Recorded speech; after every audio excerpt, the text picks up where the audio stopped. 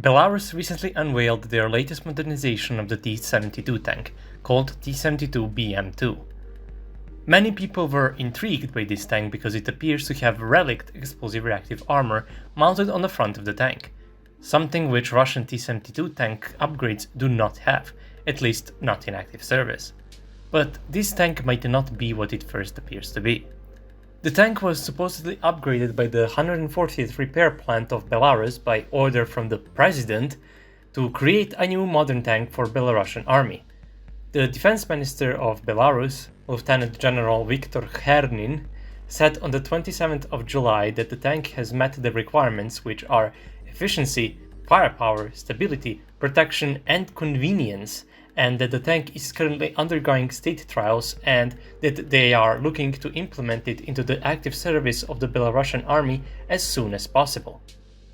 Now, I mentioned that the tank appears to have Relikt Explosive Reactive Armor mounted on it, but that is very likely not the case. The ERA in question rather appears to be a Belarusian knockoff of the Russian Relikt. If we look closely at the ERA panels, we will see that they have bolts on them. If we compare it to the Relikt, we will see that Relikt plates are pretty much flat and don't have bolts all over them. This could suggest that Belarus made their own ERA in order not to pay any licenses to the Russian NII Stali company that develops and produces ERA. Sadly, because of this, we don't have any information on the capabilities of this ERA, but for the sake of this video, I will assume the performance is comparable to Relikt, even though it may very well not be the case. So what would that mean? Well, that would give the tank better protection in frontal arc than the Russian T-72B3 tanks, which Belarus army also operates with, since Relikt can reliably affect even tandem-shaped munitions. But that is pretty much where the upsides end. I wanted to say that the ERA coverage appears to be better, but they left the area around the towing hooks unprotected by ERA on the hull, so I can't really say that.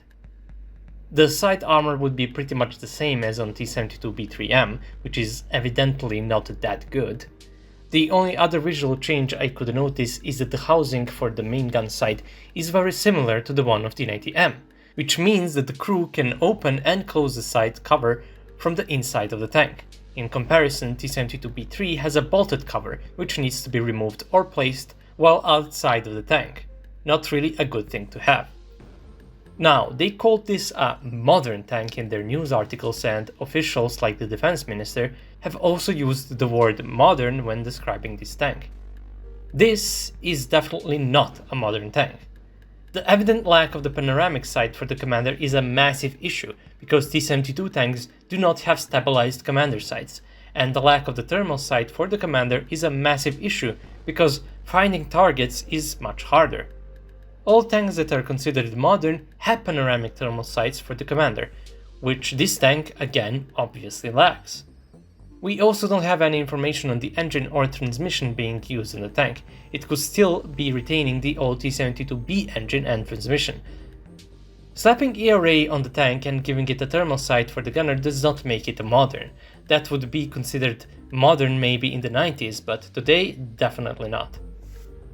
What does this mean for Ukraine though, if Belarus decides to join Russia, of course? Well, nothing really. This tank would most definitely die just as easily as other T-72 tanks. There is nothing really special about it. It is just an over-glorified T-72B3 because of the new ERA slapped on the front. There is nothing that would really give this tank an edge in battle when compared to the Russian tanks. So in my opinion, this tank is just a waste of time. At the end, nothing is really achieved. The lack of the panoramic sight with the thermal imager for the commander is one of the most glaring issues of this tank, among other things such as areas not protected by the ERA. That would be all. If you like my content, you can consider supporting me on Patreon. Thank you all for watching, and I'll see you all in the next video. Have a nice day.